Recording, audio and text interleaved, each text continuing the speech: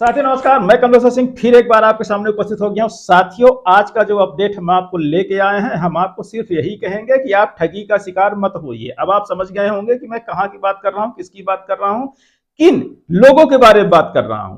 साथियों, यहां संघ संगठन इतने सारे बने हुए हैं, मेरे समझ में नहीं आता है कि आखिर ये किस लिए संगठन बनाते हैं। अभी मैं आपको एक अपडेट दिया था, आपको ध्यान होगा कि एक पेपर वायरल किया जा रहा था, छोटी सी कटिंग थी, उसमें श्रीमान रमेश राठौर जी का नाम उल्लेख किया गया था और जबलपुर खंडपीठ की बात कही गई थी कि जज साहब ने सबको वेतन भत्ता और महंगाई भत्ता, गिरिबाढ़ा भत्ता, अन्य सारे भत्ते देने के लिए आदेश किया है। लेकिन वो न्यूज फॉल्स, उसको हम साबित करते उसके पहले एक न्यूज कटिंग और आ गई है, एक न्यूज और आ गई है। ये है 4 जुलाई 2022 की। साथियों, जो ये दोनों पेपर हैं, आप इसमें देखिए, कंपेयर करिएगा। कंपेयर कहां करना है, एक तो नाम, जो ये जानकारी दे रहे हैं वो नाम एक ही है।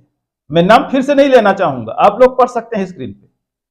लेकिन अब यहां पे एक कंपेयर और करिएगा कि ये जो यहां संख्या दी हुई है विभाग में संविदा कर्मचारियों की, दोनों में आप देखिए कि विभाग में जो संविदा कर्मचारी हैं, अभी सिर्फ एक उदाहरण हम बता रहे हैं, बाकी ये संविदा कर्मचारी विभागों के आप मिला लेना।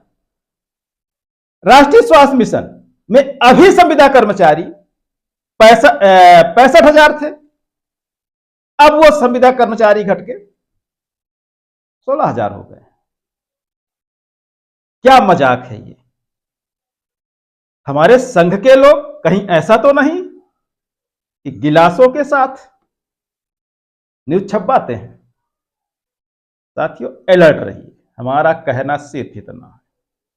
संघ और संगठन की उपलब्धियों से आप बहुत अच्छी तरह से वाकिफ हैं और ऐसी फर्जी न्यूजें लोग चलाते हैं, ये शासन के, सिर्फ हम यहां पे तो यही कहेंगे कि दलाली के सिवा कुछ भी नहीं।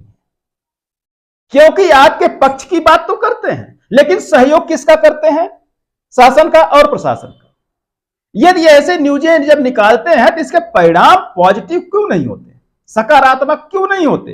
पॉजिटिव और सकारात्मक शब्द का उपयोग यही लोग करते हैं, लेकिन ये दोनों शब्द आने वाले समय में, भविष्य में जब ये न्यूजें निकाली जाती हैं तो कभी भी सार्थक नहीं होते। साथियों, अलर्ट रहिए, सावधान रहेंगे तो ही अपना अधिकार पाएंगे, अन्यथा इन संगठन और संघों के चक्कर में बस न्यूजें चलेंगी और आप लोग भी उस न्यूज को एक दूसरे को वायरल करते रहेंगे, उसकी सच्चाई जांचने नहीं जाएंगे कि ये न्यूज सच्ची है या झूठी है। तो साथियों, यदि कोई भी न्यूज मिलती है तो पहले उसकी सच्चाई की जांच करिए। और हम आपको यहां पे एक बात और स्पष्ट करना चाहेंगे कि जो पहली न्यूज थी उसमें समय तारीख वर्ष कुछ नहीं दिया हुआ है, लेकिन उसमें जज महोदय का, जबलपुर के जज महोदय का नाम दिया हुआ है। मैं उसी के आधार पर मैंने अपने वकील से बात कर ली है, वकील मेरे उसकी जांच पड़ताल में लगे हुए हैं हाईकोर्ट जबलपुर में।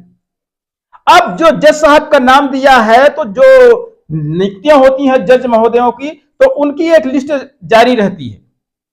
अब मैं उसमें उनका नाम ढूंढूंगा और उनसे संपर्क करने की कोशिश करूंगा, क्योंकि मुझे ऐसी न्यूज़ों से सख्त नफरत है और मैं उन जज महोदय से मिलने की पूरी कोशिश करूंगा। और कोशिश करने के बाद यदि मेरी मुलाकात उन जज महोदय से हो जाती है तो उनको यही पेपर की कटिंग दिखा के ये कहूंगा कि श्रीमान जी, आपका नाम लेकर न्यूज छपवाए जाते हैं जिसमें एक बहुत बड़ा संविदा कर्मचारी का समुदाय कंफ्यूज हो रहा है, उसके साथ धोखा हो रहा है।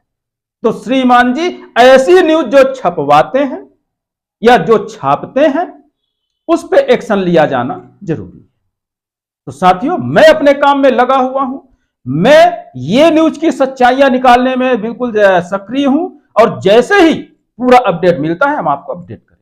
लेकिन एक बार फिर यही कहेंगे कि इन पेपर में छपी न्यूजों पर आप विश्वास मत करिए जब तक कोई ऑथेंटिक लेटर विभाग का साइन किया हुआ ना मिल जाए, जैसे मैं हर लेटर आपको देता हूं।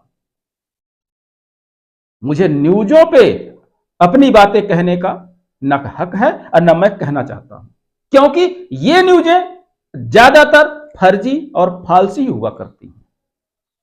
ये दलाली का एक प्रारूप है, एक तरीका है कि वो सरकार के साथ बैठ के चाय पीते रहें, गिलास लड़ाते रहें और आपके साथ धोखा करते रहें।